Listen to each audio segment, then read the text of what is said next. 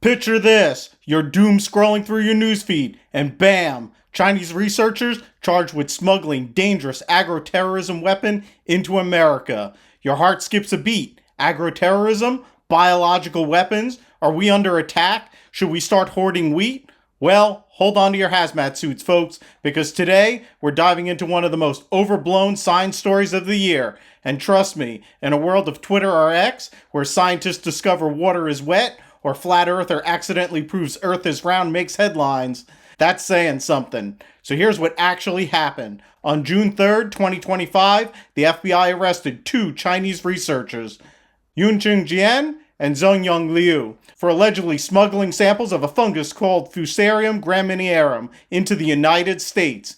This incident didn't just happen. They were caught smuggling in the samples last year, but is only coming out into the public now due to the arrest.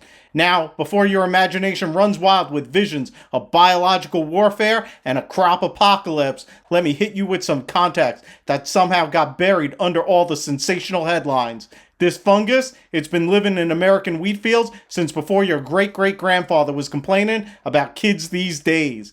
We're talking about the 1900s, people. This thing is about as foreign to America as pizza and baseball. But you wouldn't know that from reading the Justice Department press release, which described it as a potential agro-terrorism weapon, with all the subtlety of a Michael Bay movie trailer. In the wake of 9/11 and the anthrax attack on the U.S. Capitol, I worked in a poliovirus lab at Stony Brook University and was seriously considering joining the FBI's anti-bioterrorism unit. As those terrifying anthrax letters were still being mailed out in 2001, I found myself developing my own profile of the perpetrator. Call it an amateur attempt at criminal psychology. My analysis suggested that the person was likely inside the government, someone who considered themselves a patriot and believed that additional terrorist attacks would happen to the United States without proper funding and focus on bioterrorism defense. I theorized they were using old discarded lab equipment and specifically targeted certain senators for their ability to move bills through Congress to secure anti-bioterrorism funding. The postal workers who were affected seemed like an unforeseen consequence, not part of the original plan. Years later, after new DNA techniques were developed to trace the anthrax generations back to the U.S. Army lab, their primary suspect was Dr. Bruce Ivins, who worked for the U.S. Army Medical Research Institute of Infectious Diseases at Fort Detrick. He fit every aspect of the profile I had developed. Inside the government, a self-described patriot and concerned about biodefense preparedness, with access to the materials and knowledge needed for the attacks. That experience taught me the importance of understanding the difference between real bioterrorism threats and manufactured ones. Which brings us back to our fungal weapon of mass destruction. Before you think I'm about to defend researchers breaking import laws, I'm not. What Jian and Liu did was wrong, illegal, and frankly, pretty stupid. You can't just stuff biological samples in your backpack like you're smuggling airplane peanuts. There are rules, procedures, and very good reasons for them. But here's the thing that should worry us more than a fungus that's already everywhere: the weaponization of science for political theater. We're living in an era where legitimate scientific concerns get twisted into xenophobic narratives, and when that happens, we don't just hurt international collaboration, we actually make ourselves less safe, not more.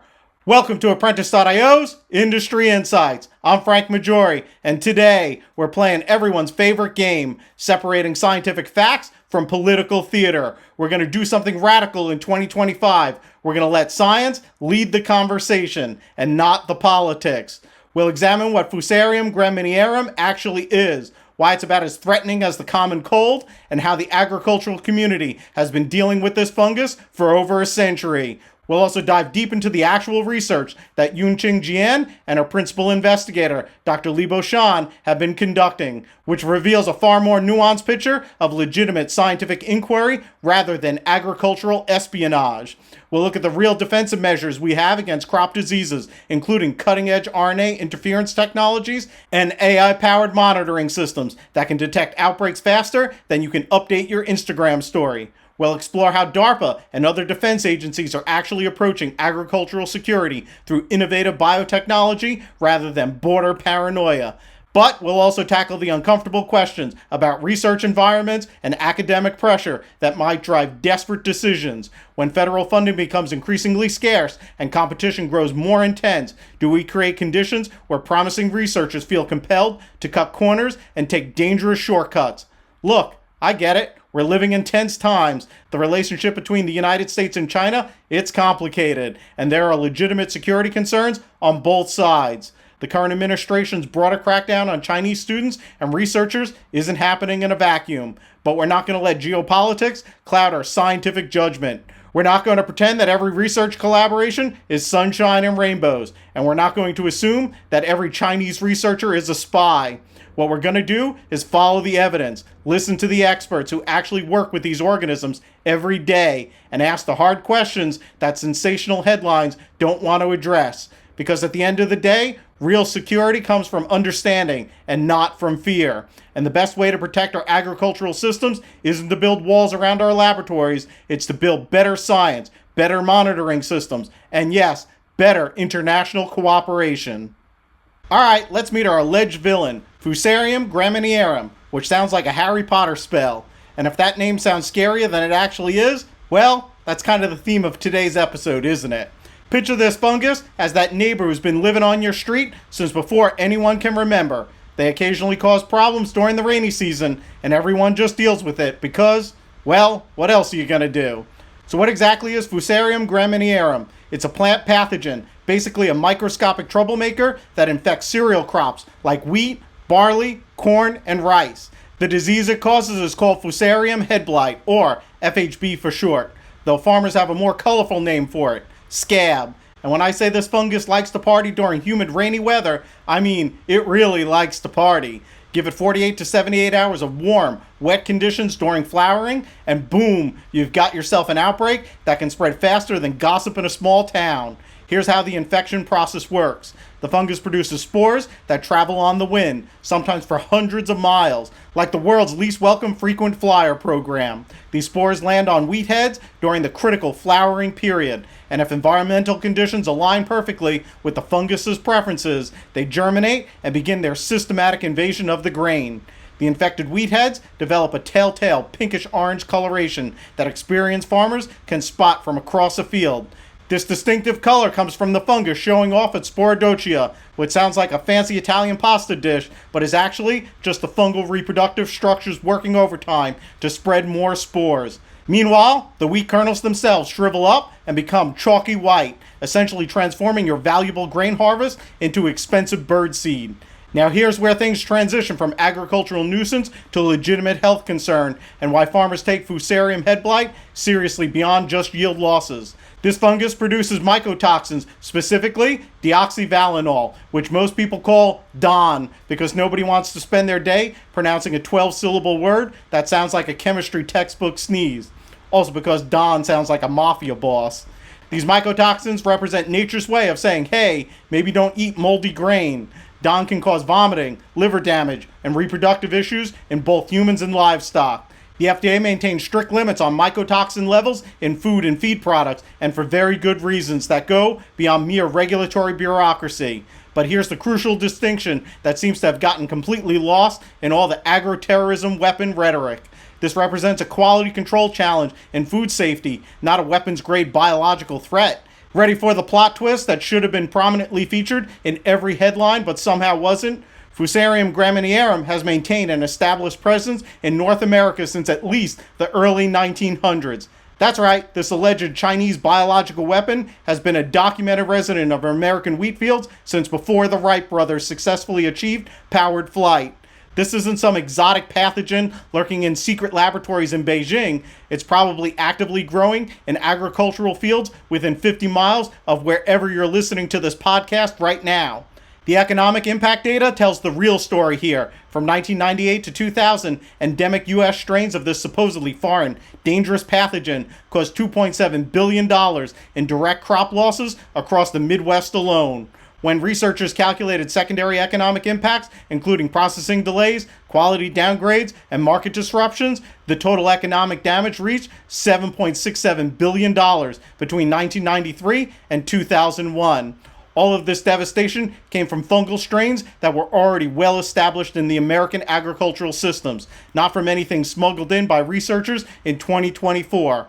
Now, you might reasonably wonder why agricultural scientists aren't jumping up and down about this supposedly terrible biological threat. Well, here's the thing. They are jumping up and down, but they are expressing frustration about how dramatically overblown this entire situation has become, rather than sounding alarms about agricultural Armageddon. Dr. Caitlin Allen, a professor emeritus of plant pathology at the University of Wisconsin-Madison, captured the scientific community's collective eye roll perfectly when she told ABC News, "We're not talking about something that just got imported from China. People should not be freaking out." The U.S. Department of Agriculture maintains a carefully curated list of potential agro-terrorism agents, essentially a rogues gallery of biological threats that could pose genuine risks to the American agricultural system. This list represents decades of scientific assessment, risk analysis, and expert consultation about which organisms truly deserve heightened security attention. And guess what's conspicuously absent from that list? You got it. Fusarium graminearum. Its absence from the official agro-terrorism list isn't an oversight or bureaucratic failure. It's not included because the pathogen is already thoroughly established in the American agricultural systems, has been successfully managed through existing protocols for over a century, and represents about as much of an exotic threat to American farming as sweet corn represents to Iowa agriculture. Don't misunderstand my point here. Fusarium head blight absolutely constitute a serious agricultural challenge that demands ongoing attention and resources. Yield losses can exceed 50% when environmental conditions create perfect storms for fungal development, which explains why farmers, agricultural researchers, extension services, and crop insurance companies all treat FHB as a significant economic concern requiring proactive management strategies. But characterizing this endemic agricultural pest as a potential weapon represents calling a flat tire a transportation disaster. Yes, flat tires are inconvenient, expensive to fix, and something every driver wants to avoid. But they're also predictable, mechanical problems with well-established solutions, not existential threats requiring national emergency responses and homeland security interventions. The United States has been successfully managing this fungus for more than a century, using increasingly sophisticated approaches. We've developed resistant crop varieties through traditional breeding programs, implemented targeted fungicide spray protocols based on weather forecasting models, established crop rotational strategies that break disease cycles, and created detailed monitoring systems that track outbreaks across multiple states. There's even a formal organization called the U.S. Wheat and Barley Scab Initiative, a collaborative research and extension effort that's been specifically focused on FHB management since the 1990s. Here's another reality check that puts the supposed threat in proper perspective. Fusarium graminearum represents a truly global agricultural challenge affecting wheat and barley production systems worldwide.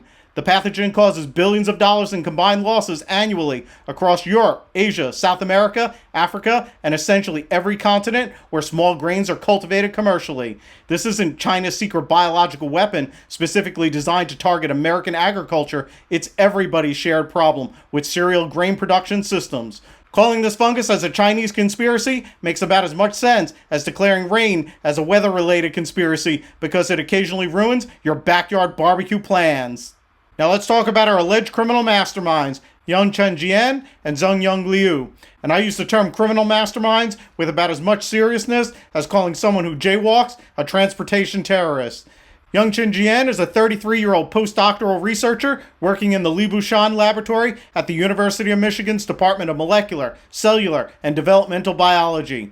But here's what makes this case far more interesting from a scientific perspective. Dr. Libushan's lab focuses specifically on studying cellular and molecular mechanisms of plant fungal interactions and plant immune systems. In other words, Jian's professional responsibility literally involves understanding how plants defend themselves against fungal diseases like Fusarium graminearum. Dr. Shan's research program has made significant contributions to understanding plant immunity, including groundbreaking work published in Cell Host and Microbe on the antagonistic role of an E3 ligase pair in regulating plant NLR-mediated autoimmunity and fungal pathogen resistance. This research revealed how plants use sophisticated protein regulation systems to balance immune responses, turning on defenses when needed while preventing harmful autoimmune reactions that could damage the plant itself. The Shan's lab work specifically examines how plants recognize fungal pathogens and coordinate appropriate defense responses.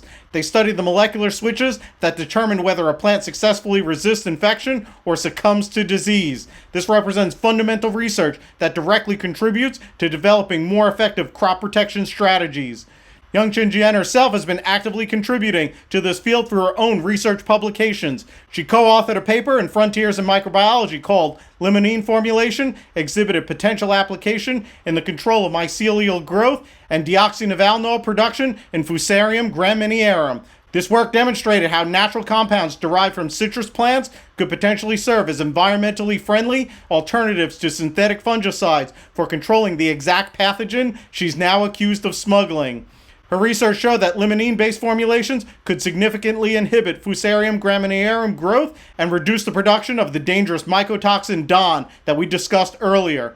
The study used sophisticated molecular techniques to understand how limonene disrupts fungal cell membranes, interferes with energy metabolism, and ultimately prevents the fungus from successfully infecting plants or producing toxins. This isn't exactly the research profile you'd expect from someone allegedly involved in agricultural bioterrorism. She's been publishing peer-reviewed scientific papers demonstrating how to control and suppress the very organism she's accused of weaponizing. You would be a pretty shitty agro-terrorist if you provided the research on cheap and effective treatments for the very organism you are accused of trying to spread to take down the entire U.S. agricultural system.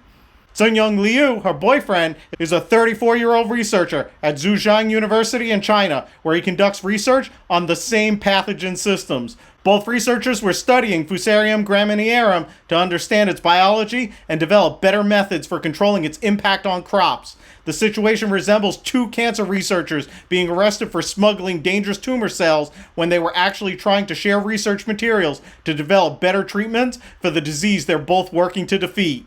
Let's examine the research environment where Jian worked, because understanding this context raises some uncomfortable questions about academic supervision and responsibility. The Li Boishan lab at the University of Michigan focuses on plant-microbe interactions, basically how plants and microorganisms communicate, compete, and sometimes cooperate in complex biological relationships. This represents absolutely fundamental agricultural research that's essential for developing disease-resistant crops, novel antifungal treatments, and sustainable farming practices that can meet global food security challenges. The lab publishes peer-reviewed research in top-tier scientific journals, collaborates with agricultural institutions worldwide, and contributes directly to scientific understanding that helps farmers protect their crops more effectively. This isn't some shadowy operation conducted in basement laboratories. It's legitimate academic research funded through competitive grant processes and subject to institutional oversight, peer review, and scientific scrutiny. But here's where things get complicated and where we need to ask some tough questions about academic responsibility and research culture. As the principal investigator of this laboratory where Jian worked, Dr. Li Boishan may bear some level of responsibility for understanding what research materials are being brought into her lab and how they're being acquired. New samples can't just come into a lab appearing out of nowhere. They require documentation and a full history, especially if the samples turn out to be really important for their research. If this represents how she manages her research program, we need to seriously consider whether other postdoctoral researchers and graduate students in her lab have also resorted to smuggling samples through informal channels to avoid paperwork and regulatory processes. Did Dr. Shan have knowledge that these fungal samples were going to enter the country through unofficial channels? Has she created a competitive laboratory environment where researchers feel pressured to cut corners and to take dangerous shortcuts to advance their careers?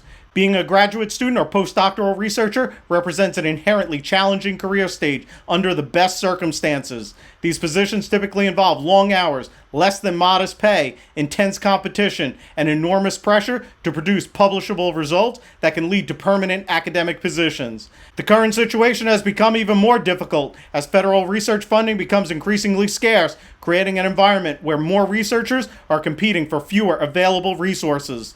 This funding crunch can push people towards increasingly desperate tactics to gain competitive advantages. When researchers feel that their career prospects depend on accessing specific research materials or producing results faster than their competitors, some may make poor decisions about regulatory compliance in the pursuit of scientific progress.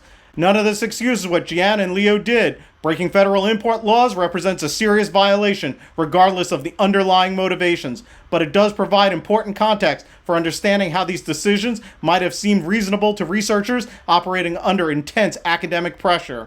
The question of principal investigator responsibility is particularly important here. Graduate students and postdocs are still learning how to navigate the complex regulatory landscape of international research collaboration. They depend on their supervisors to provide guidance about proper procedures, legal requirements, and professional standards. If Dr. Shan failed to provide adequate oversight or created laboratory conditions where researchers felt compelled to take regulatory shortcuts, that represents a failure of scientific leadership that goes beyond the individual choices made by Jian and Liu. Based on the FBI affidavit and court documents, it appears that Liu wanted to bring fungal samples from his research in China to the United States so they could be studied using the more advanced laboratory facilities and techniques available in his girlfriend's lab at the University of Michigan. Instead of navigating the proper regulatory channels, which involve obtaining permits, completing extensive documentation, and wading through approval processes that can take months or even years, he decided to stuff the samples inside tissue paper, pack them in his backpack, and hope that customs officials wouldn't notice or ask questions. This represents what we in the scientific community call being spectacularly stupid about regulatory compliance. The proper procedures exist for excellent reasons that go far beyond bureaucratic paperwork. Preventing contamination of laboratory spaces, ensuring biosafety for researchers and the public, maintaining proper chain of custody for research materials, and yes, preventing the accidental or intentional introduction of new pathogenic strains that could cause ecological or economic damage. But violating import procedures for research materials fundamentally differs from smuggling biological weapons intended for agricultural terrorism. This situation resembles academic shoplifting more than international espionage. Still illegal and deserving of the consequences, but not requiring a national security response. Here's something that's been completely buried beneath all the agro-terrorism rhetoric. International sample exchange and legitimate biological research has become incredibly bureaucratic, time-consuming, and often frustratingly inefficient. Researchers routinely wait months or years for permits to move samples between countries, even for well-established, non-dangerous organisms that pose no realistic threat to anyone. The approval process typically involves multiple government agencies, extensive documentation requirements, and sometimes political considerations that have absolutely nothing to do with the scientific merit or legitimate safety concerns. Researchers working on time-sensitive projects or competitive research questions can find themselves significantly disadvantaged by regulatory delays that have more to do with administrative inefficiencies than genuine risk assessments.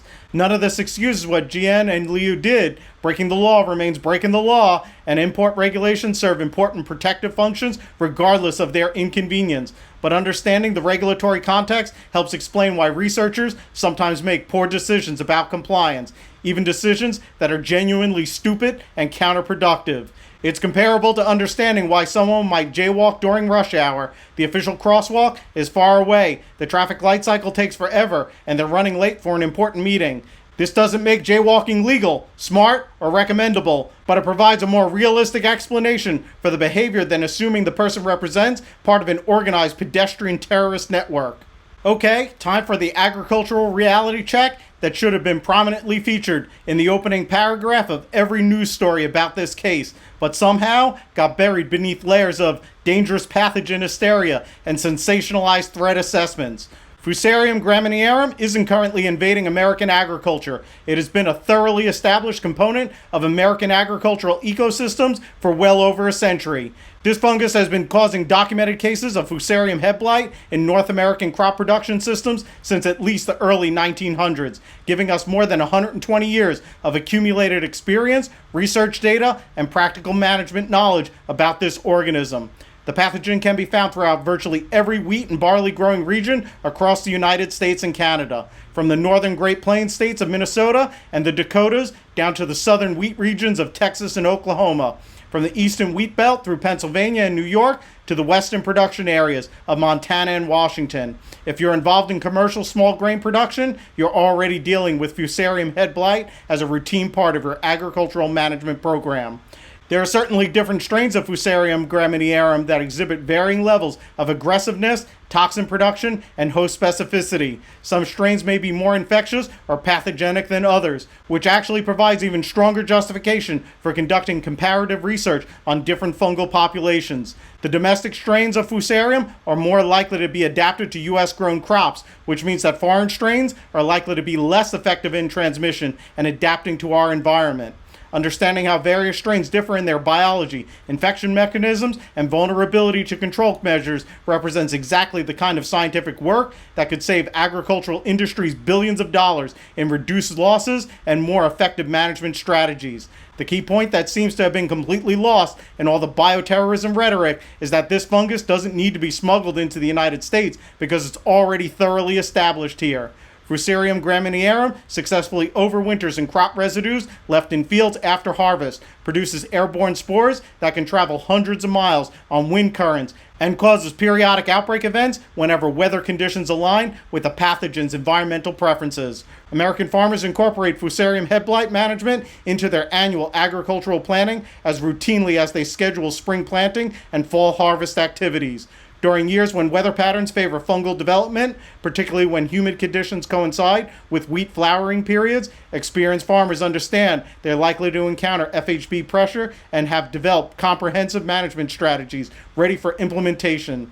Our existing toolkit for managing the supposedly dangerous biological pathogen demonstrates just how routine and manageable this agricultural challenge has become through decades of focused research and developmental efforts.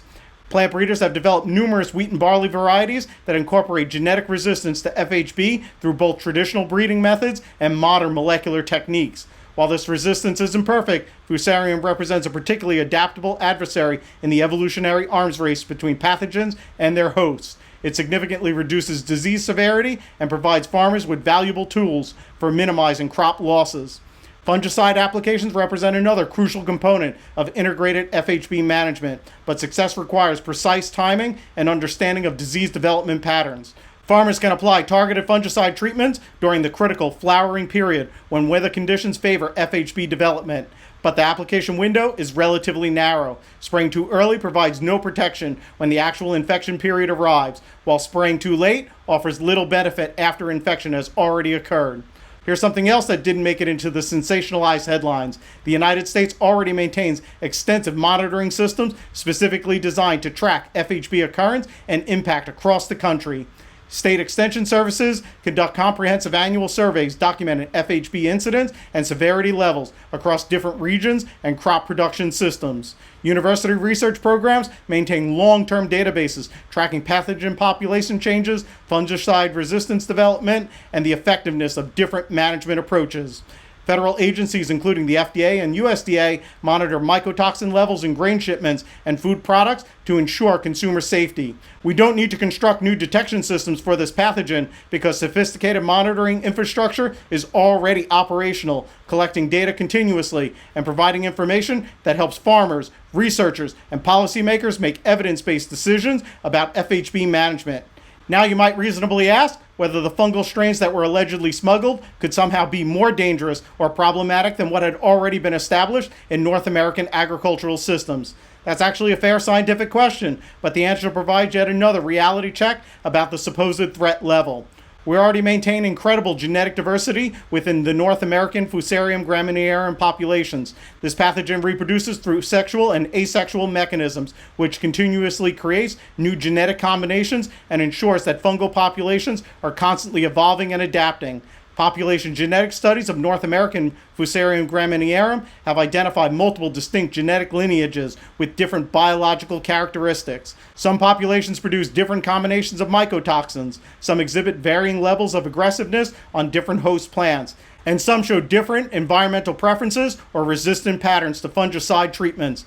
The notion that fungal strains from China would somehow represent uniquely dangerous threats completely ignores the fact that this pathogen already exhibits tremendous genetic diversity and continues evolving rapidly within North American agricultural ecosystems. We're dealing with a biologically dynamic organism that's constantly generating new variants through natural evolutionary processes happening right here in American farm fields. When this story initially broke in the news media, plant pathologists across the country had essentially the same collective reaction. Wait, what? This is supposed to be the big agricultural security threat? Dr. Gary Brokstrom, a professor emeritus of plant pathology, captured the scientific community's perspective perfectly when he told ABC News, "Compared to some things, I don't think the risk is as high. It's not zero, but it certainly wouldn't be as much of a concern as the accidental or otherwise introduction of some serious diseases that we don't have now." Translation from academic diplomacy into plain English: yes, introducing new fungal strains could potentially create some additional challenges, but this ranks nowhere near the top of the list of agricultural threats that actually keep plant pathologists awake at night worrying about American food security.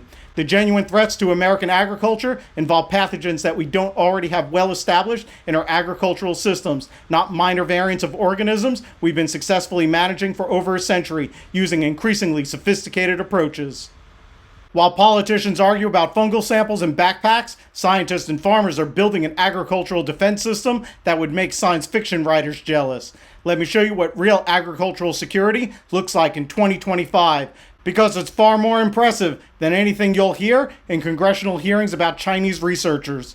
Modern fungicidal chemistry has evolved far beyond the crude crop sprays that previous generations used. Today's antifungal treatments represent incredibly sophisticated molecular engineering that targets specific biological pathways in plant pathogens while minimizing environmental impact and non-target effects. Systemic fungicides get absorbed directly into plant tissues and provide protection from within the plant itself, creating an internal defense system that can prevent infection even when environmental conditions strongly favor disease development. Contact fungicides create protective barriers on plant surfaces that physically prevent spores from successfully establishing infections. Many modern fungicides target highly specific metabolic pathways that are essential for fungal survival, but don't exist in plants or beneficial organisms, making them remarkably effective while reducing collateral ecological damage. For Fusarium head blight specifically, successful management depends entirely on precise timing that requires understanding both plant development and pathogen biology. Farmers must apply protective treatments during a narrow window that typically occurs during early wheat flowering when the head grains are most vulnerable to infection. Missing this critical application window essentially means you're spraying expensive water on crops that are no longer protected. But here's where agricultural defense technology becomes genuinely impressive. We're now using sophisticated weather-based forecasting models that can predict exactly when FHB risk reaches dangerous levels. Now let's talk about the technology that really gets me excited: RNA interference, where agricultural defense enters what used to be pure science fiction territory. Except these applications are being deployed commercially right now. Scientists have discovered that you can spray specifically designed double-stranded RNA molecules directly onto growing plants. And when fungal pathogens attempt to infect those treated plants, they absorb the RNA molecules and essentially silence their own essential genes. It's comparable to giving the attacking fungus a genetic self-destruct sequence disguised as a helpful biological information. Here's how this molecular warfare actually works. Researchers first identify critical genes that Fusarium graminearum absolutely requires for successful growth, infection processes, or mycotoxin production. Then they design highly specific double-stranded RNA molecules that perfectly match the genetic sequences of these essential fungal genes. When farmers spray these engineered RNA molecules onto their crops, and Fusarium attempts its invasion, the fungus inadvertently absorbs the double-stranded RNA through normal cellular processes. The fungal cells then process this double-stranded RNA using their own molecular machinery, converting it into small interfering RNAs that bind and destroy the corresponding messenger RNA molecules within the fungus. The result completely cripples the pathogen's ability to produce proteins it needs for successful plant infection or mycotoxin synthesis. The fungus essentially defeats itself using weapons that we've specifically designed to exploit its own biological processes. What makes RNA interference technology absolutely revolutionary is its incredible precision compared to traditional agricultural treatments. Conventional fungicides operate more like carpet bombing approaches that kill fungi indiscriminately and often affect beneficial organisms along with the harmful ones. RNAi functions like a genetic sniper rifle that can target specific genes and specific organisms while leaving everything else completely unaffected. Scientists have successfully developed RNAi treatments that target multiple critical fungal genes simultaneously, including CYP51 genes that Fusarium requires for constructing functional cell membranes. TRI6 genes that control the production of dangerous mycotoxins, and DCL and AGO genes that are part of the fungus's own internal RNAi machinery. By attacking multiple essential systems at once, these treatments can completely disable the pathogen's ability to cause agricultural damage. But the technological sophistication doesn't stop with just designing effective RNA molecules. One of the major challenges involves getting these delicate double-stranded RNA sequences to their intended targets and keeping them stable long enough for it to work effectively. This is where nanotechnology applications are revolutionizing agricultural biotechnology. Scientists are developing advanced nanoparticle delivery systems that can protect fragile double-stranded RNA molecules from environmental degradation while ensuring they reach their intended fungal targets. These microscopic delivery vehicles can be engineered to release their genetic payloads only under specific conditions, such as the particular pH environment found inside fungal cells or the presence of specific enzymes produced by target pathogens. Think of these as microscopic smart missiles that remain inactive until they encounter precisely the right biological conditions, then deploy their genetic weapons with surgical precision. This isn't just theoretical laboratory science that might someday become practical. Field trials are already demonstrating impressive real-world results. Studies conducted in actual agricultural settings have shown that RNA-based treatments can reduce FHB symptoms by up to 80%, significantly decrease dangerous mycotoxin production, and provide crop protection that lasts for weeks after a single application, and work both locally where the treatment is applied and systemically throughout the entire plant. Now here's where my professional expertise in cloud-based manufacturing execution systems becomes directly relevant to this discussion.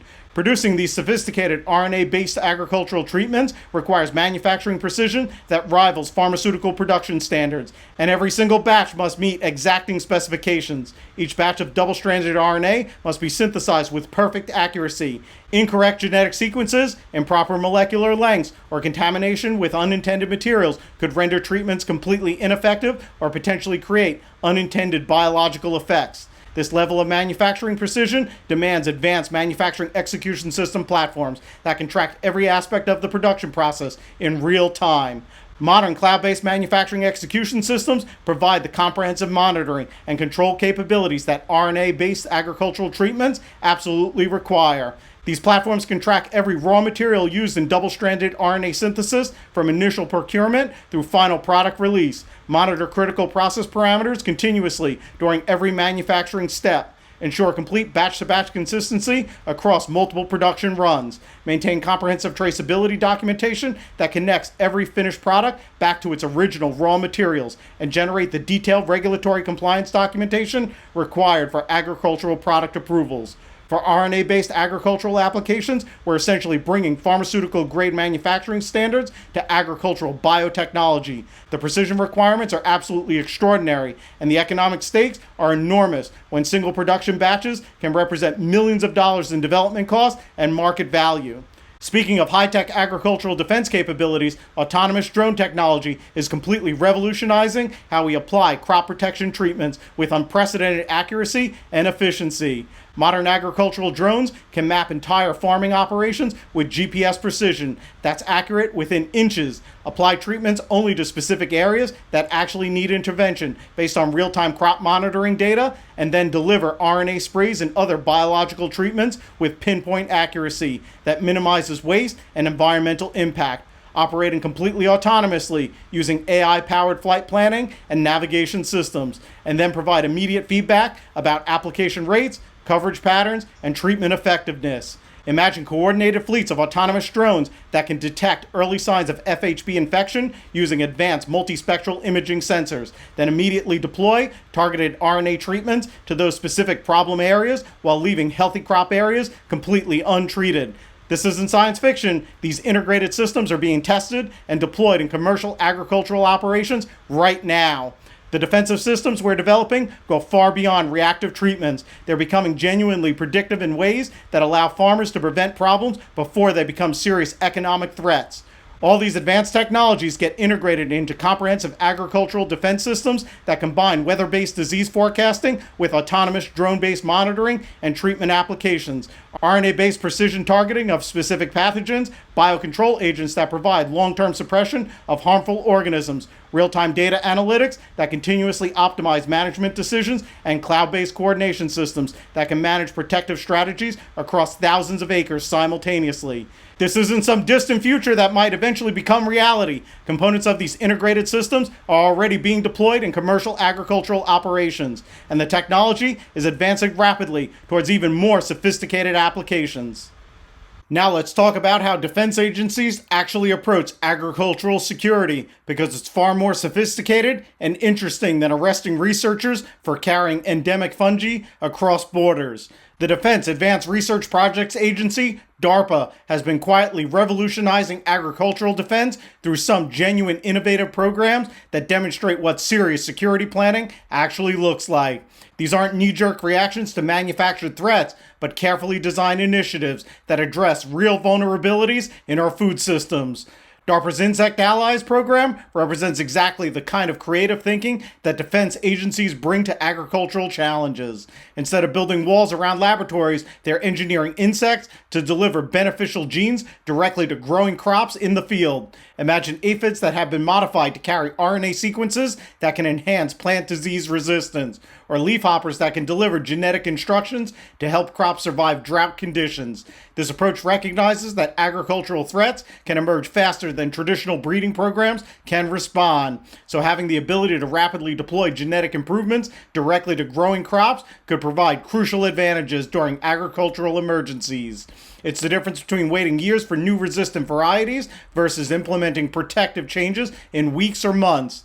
The Biological Technologies Office, BTO, within DARPA, has been developing what they call living foundries, essentially biological manufacturing systems that could rapidly produce countermeasures against emerging agricultural threats. These systems can engineer microorganisms to produce novel antifungal compounds, develop new biological sensors that can detect specific pathogens, and create rapid response capabilities for addressing previously unknown agricultural challenges. What makes DARPA's approach particularly smart is their focus on platform technologies rather than single-purpose solutions. Instead of developing one treatment for one specific pathogen, they're building technological capabilities that can be rapidly adapted to address whatever new challenges emerge. DARPA's preemptive expression of protected alleles in crops program, which admittedly sounds like something from a science fiction novel, is developing methods to temporarily activate beneficial genes that are already present in crop plants, but normally remain inactive. This could allow farmers to quickly enhance their crops' natural defenses without waiting for new varieties to be developed through traditional breeding. The defense implications are obvious. If an adversary did attempt to use biological weapons against American agriculture, having the ability to rapidly enhance crop defenses could mean the difference between manageable losses and genuine catastrophe. DARPA's approach to agricultural security also includes significant investments in rapid diagnostic technologies that can identify new pathogens much faster than traditional laboratory methods. Their Rapid Threat Assessment Program is developing portable diagnostic systems that can be deployed directly in agricultural fields to provide real-time identification of biological threats. These systems could detect the introduction of novel pathogens within hours rather than the days or weeks required by conventional laboratory testing. Early detection capabilities are absolutely crucial for effective agricultural defense, but perhaps most importantly, DARPA's agricultural security programs are designed around the recognition that food security represents a genuine national security priority that requires serious technological innovation rather than political theater. They're focused on building real capabilities to address actual vulnerabilities rather than generating headlines about manufactured threats. The contrast with the Fusarium case couldn't be more striking. While politicians are treating the smuggling of an endemic pathogen as an act of agricultural terrorism, actual defense agencies are working on technologies that could provide genuine protection against both intentional attacks and natural agricultural emergencies. DARPA's investments in synthetic biology, advanced manufacturing, and biotechnology applications could ultimately provide the United States with unprecedented capabilities for rapidly responding to agricultural challenges. This brings us back to a fundamental question about security strategy. Are we building the scientific and technological capabilities we need to address real agricultural challenges? Or are we creating political theater that actually makes us less prepared for genuine threats? The defense agencies that are actually responsible for protecting American security seem to have reached a clear conclusion. Real agricultural defense requires more science, more innovation, and more international collaboration, not less. Well, folks, we've taken quite a journey today, from sensational headlines about agro-terrorism weapons to the reality of a fungus that's been America's agricultural neighbor for over a century. We've explored cutting-edge RNA interference technologies that sound like science fiction, examined how fear-based policies could actually undermine the international cooperation that creates real security, and discovered sophisticated defense programs that demonstrate what serious agricultural security planning actually looks like. So let's bring all these threads together and talk about what this case really means for science, security, and our collective future. Here's what actually happened in this case, stripped of all the political theater and media sensationalism that's been obscuring the basic facts. Two researchers, Yunqing Jian and Zunyong wanted to collaborate on studying a plant pathogen that affects agricultural systems worldwide. Instead of navigating the proper legal channels for biological sample importation, which, let's acknowledge honestly, can involve bureaucratic processes that are time-consuming, expensive, and often frustratingly inefficient, Liu stuffed fungal samples into tissue paper, packed them in his backpack like contraband snacks, lied to custom officials about what he was carrying, and got caught red-handed. Jian coordinated with him on his plan and subsequently lied to federal investigators when questioned about her knowledge of the illegal importation. They broke multiple federal laws, they got arrested, and they'll face appropriate legal consequences for their poor decisions. That represents the complete factual story. Everything else, the breathless agro-terrorism weapon rhetoric, the grave pronouncements about national security concerns, and the implication of Chinese biological warfare against American agriculture, represents political theater designed to serve broader policy agendas that have absolutely nothing to do with the actual scientific or security realities of this case. Well, we discovered through our investigation that Fusarium graminearum, our supposedly terrifying weapon of agricultural mass destruction, has been causing documented problems in North American farming operations since before the Wright brothers achieved powered flight. It's thoroughly endemic to American agricultural systems, comprehensively managed through existing protocols that have been refined over more than a century. The potential agro-terrorism weapon classification that generated so much alarming rhetoric came from academic research papers discussing theoretical security risks rather than intelligence assessments of actual operational threats. It represents the difference between a disaster movie screenplay and an actual emergency response plan. Both might describe scary scenarios, but only one deserves serious policy attention. But here's what genuinely excited me about researching this episode: discovering the incredible agricultural defense technologies that are actually being developed while politicians generate headlines about backpack fungi and imaginary biological warfare campaigns. We've got RNA interference treatments that can silence specific genes and plant pathogens with the molecular precision of genetic sniper rifles. We've got nanotechnology delivery systems that can target individual pathogen cells, leaving beneficial organisms completely unaffected. We've got artificial intelligence systems that can predict disease outbreaks weeks or months in advance based on weather patterns, satellite imagery, and pathogen genetics. We've got autonomous drone fleets that can survey thousands of acres daily, detect the earliest signs of crop diseases before they become economically significant, and deploy targeted treatments with GPS precision that minimizes environmental impact. We've got cloud-based monitoring networks that can track pathogen movements across entire continents and coordinate protective responses among thousands of farmers simultaneously. This represents the genuine future of agricultural security, not border walls and visa restrictions that isolate American agriculture from global scientific expertise. That's how we build agricultural systems that can meet the challenges of feeding 9 billion people on a planet with rapidly changing climate. Here's the fundamental paradox at the heart of this entire case. The policies being pursued in the name of agricultural security are actually making American agricultural systems less secure rather than protected against genuine threats. When government policies discourage international research collaboration, they slow development of new crop protection technologies that American farmers desperately need. When we treat every foreign researcher as a potential security threat, we reduce the available talent pool for solving the complex challenges that affect global food security. When we prioritize fear-based political reactions over evidence-based scientific analysis, we make policy decisions that might sound appropriately tough, but actually increase our vulnerability to real agricultural challenges. Genuine security emerges from resilience, and building resilience requires having access to the best possible science, the most effective available technologies, and the most talented researchers working on our challenges, regardless of their passport colors or political affiliations. Throughout this episode, we've seen how advanced manufacturing systems and cloud-based technologies are fundamentally transforming agricultural production and crop protection. From the pharmaceutical-grade precision required to produce RNA-based crop treatments to the real-time data processing needed for autonomous drone-based disease management systems, modern agriculture is rapidly becoming as technologically sophisticated as any high-tech industry. Cloud-based manufacturing execution system platforms ensure that every batch of biological crop treatment gets produced with the same kind of precision and quality control that we normally associate with life-saving medicines. AI-powered analytic systems are optimizing everything from fungicide spray timing to plant breeding program decisions. Digital twin technologies are allowing agricultural researchers to test new interventions in virtual environments before deploying them across millions of acres of real farmland. This represents the technological infrastructure of 21st century food security, not walls and barriers that isolate American agriculture from global innovation, but networks and connections that allow information, technology, and scientific expertise to flow efficiently to wherever they're needed most.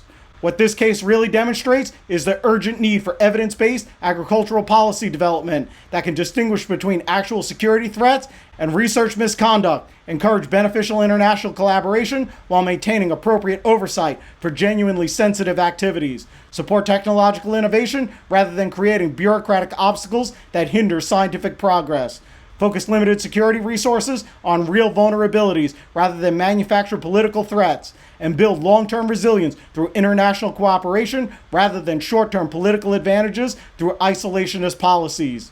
The researchers in this case clearly broke federal laws and absolutely should face appropriate legal consequences for their poor decisions about regulatory compliance. But treating their regulatory violations as acts of agricultural terrorism doesn't enhance American security. It reduces our collective ability to address the genuine challenges facing global food production systems. We're living through one of the most exciting and transformative periods in agricultural history. The convergence of biotechnology, artificial intelligence, nanotechnology, advanced manufacturing, and precision agriculture is creating unprecedented opportunities to solve the problems that have challenged farming communities for thousands of years. So what can each of us do to support this positive vision? If you're involved in policy development, demand evidence-based decision-making rather than fear-based political reactions that sound tough but actually reduce our security capabilities. If you're a researcher or work in agriculture, continue building the partnerships and collaborative relationships that drive beneficial innovation forward. If you're a farmer or work in food production, stay informed about emerging technologies and remain open to trying new approaches that could improve both productivity and sustainability. If you're simply someone who cares about food security and agricultural sustainability, pay attention to the real substantive issues rather than manufacture political controversies designed to generate headlines. Support policies that encourage beneficial innovation and international cooperation. Ask tough questions about whether proposed security measures actually make us more secure or just create the appearance of action while ignoring genuine vulnerabilities. Most importantly, remember that the future of agriculture, like the future of every other field that matters for human welfare, depends fundamentally on our willingness to work together, learn from each other, and choose hope and collaboration over fear and isolation. The Fusarium case will be forgotten within a few months, replaced by whatever manufactured controversy generates the next round of sensational headlines designed to serve short-term political agendas. But the choice we make about how we respond to these manufactured controversies will continue shaping the future of agricultural science, international cooperation, and global food security for decades to come. We can choose to let fear drive our policy decisions, or we can choose to let scientific evidence guide our path forward. We can build walls that isolate us from global expertise, or we can build bridges that connect us to the collaborative innovation that creates genuine security. We can retreat into paranoid nationalism, or we can embrace the spirit of international cooperation that has always driven the most important scientific breakthroughs. The fungus in a backpack was never a genuine threat to American agriculture, but our response to cases like this could represent a very real threat to American agricultural security if we allow fear to override scientific evidence and political convenience to trump the international cooperation that actually creates resilience. The real security of our food production systems doesn't depend on keeping farm researchers away from American laboratories. It depends on bringing the world's best scientific minds together to solve the challenges that affect everyone on this planet. Because in the end, the choice between fear and hope isn't just about agriculture, national security, or international relations. It's about what kind of future we want to create for ourselves, our children, and the global community that we're all a part of, whether we like to acknowledge it or not. I choose hope, I choose science, I choose collaboration over fear. I hope you'll choose to join me on that path forward. In an industry where precision and compliance are paramount, Apprentice's Tempo platform offers a cutting-edge manufacturing execution system solution. It's cloud-based, mobile-first, operator-centric, with the most intuitive UI in the industry, making it perfect for today's dynamic pharmaceutical manufacturing environments and for the production of the world's most complex drug products. Whether you're working on groundbreaking cell and gene therapies, biologics, or small molecules, Tempo provides a fully validated MES system that's both powerful and easy to use. It streamlines your processes, ensures compliance, and adapts to your specific manufacturing needs. So get off of paper batch records and discover how Apprentice's Tempo Manufacturing Cloud can transform your operations by visiting us at apprentice.io. Attention industry professionals, revolutionize your manufacturing process with the Apprentice Tempo Manufacturing Cloud, a manufacturing execution system built to streamline your operations, boost efficiency, and ensure compliance all in one powerful platform. Experience the future of manufacturing with our free 30-day trial. Scan the QR code on your screen now to unlock a world of innovation. Don't just keep pace, set the tempo as an industry leader with Apprentice. That's all for Apprentice.io's Industry Insights. I'm Frank Maggiore. Thanks for listening. Be sure to like and subscribe. Hit the bell icon for notifications when new episodes drop. Please comment on if you have any additional topics you would like for me to cover in this space, and we'll see you next week for more Industry Insights.